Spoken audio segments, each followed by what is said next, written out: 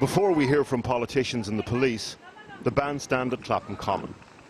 One of the striking things about talking to women here today, the fact that even though they didn't know her, they all just call her Sarah. It makes you think like, that could have been me. What happened to Sarah is really brutalist, really heartless. I can't trust them now. Sorry. For example, I just saw police officers walking around the park, and it got me thinking how I would react if they approached me now. This is the perfect storm when it comes to trust in an institution where the deeply personal collides with policy and policing. People wrestling with what the actions of one man tell us about the Met Police. Wayne Cousins, it transpires, was in a WhatsApp group with 5 police officers who were being investigated for gross misconduct. The officers allegedly shared discriminatory messages back in 2019, including misogynistic content, which were discovered during the Sarah Everard murder investigation. The officers are being investigated by the Independent Office for Police Conduct. And you'll have seen this stuff about the officers on the WhatsApp group. We've got to come down very hard on them. Should we believe in the police? Should we trust in the police? Yes, I do. There is, of course, a world of difference between sharing misogynistic content and what Cousins went on to do. But how does what he did reflect on the Met? In response to a Freedom of Information request, the Met Police told us that there were 46 allegations of sexual offences made against their officers and staff last year, and over 700 since 2010. The data also shows that over the same time frame, 163 officers and staff were arrested for sexual offences, with 38 of those convicted. But there are around 43,000 officers and staff working for the force. Now, in a force of 43,000, on the face of it, that doesn't seem like a lot, actually. It is a relatively small number, but what really concerns me is that we do have, that there are those allegations coming in about police officers, and what concerns me more is that those allegations result in fairly small numbers of formal and informal action. It worries me. Policing is about consent, about trust. We spoke to some women today who said they still trusted the police, but interestingly, would not say so on camera. If a policeman stopped me in the car, I think it would be easy to say, no, of course not, I'll ask, or I'll, would say, can we go to a well-lit street? That's pretty easy to say in hindsight, but in reality, who knows? It makes you think whether they have an ulterior motive, whether what they're saying is valid. Yeah, I definitely don't think I would be able to trust them in the same way as before.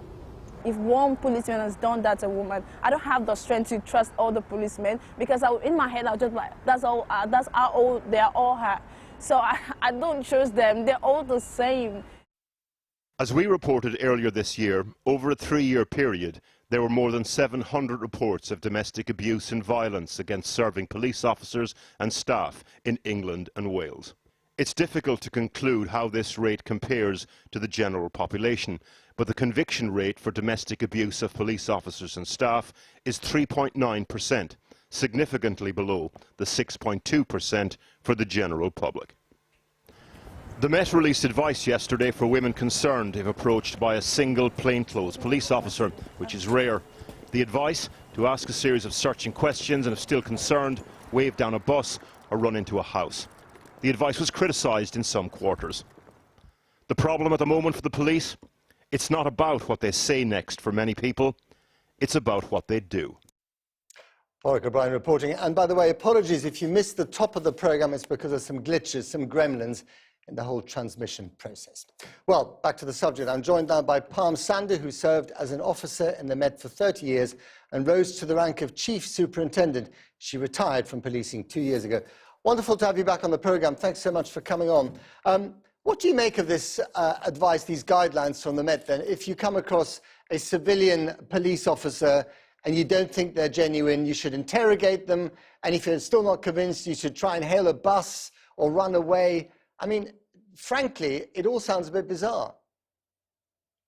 It does sound bizarre. However, what I do need to say is that the majority of police officers are good people. They are there for the right reasons, and they do want to serve the community as best as they can. What has happened here is that one individual who is a monster in uniform has let the police service down. And what that now signals is a rebuilding of trust that's required. Right. And to rebuild that trust, there have to be some extraordinary steps to get there.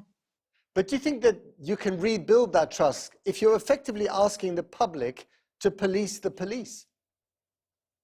The police will not be able to solve this on their own. It has to be the community, police, politicians. And what my fear is that at the moment, feelings are running high and there's a lot of passion. We need to build on that passion to actually make the changes going forward. And that has to be a combined effort. The police have to be held to account, not just for the failings, but for the future. Because this has to be a joint effort into how do we make this better, where do we go from here, and how do we rebuild that trust? But if you're a black man or a black woman on the, I don't know, the streets of Tottenham, you're used to stop and search, and a plainclothes police officer comes up to you and says, you know, I want to talk to you for this, that, or the other, and you now question them or hail a bus or run away, how's that going to work out? Well, in that situation, the Met have already said that they're not going to send officers out single patrolled in plain clothes. So all officers will be in pairs. So it shouldn't actually really affect people too much. However, as members of the public, we are all conditioned to comply with the police. And if they tell you to get into a car, normally people will do that. But my advice and the police advice now is don't get into unmarked cars. If you feel insecure or are worried, dial 999 and check with the station. I wouldn't actually hail a bus, but I would draw attention to myself, as in I would scream, shout, and draw attention to myself. And I know that this may appear that we're asking women to police themselves, but this is a temporary, short-term rebuilding of trust and going in the right direction. Just quickly, I know it's a big subject, but racism is now a hate crime. Do you think that misogyny should also be a hate crime? I think it should, yeah. And I think that domestic violence should be afforded the same resources that we put into knife crime, that we put into robbery. But at the moment, it's not. And yet more people die as a result of domestic violence than they do from knife crime. And the majority of those are women. So the priorities have to change. Women have to be a priority.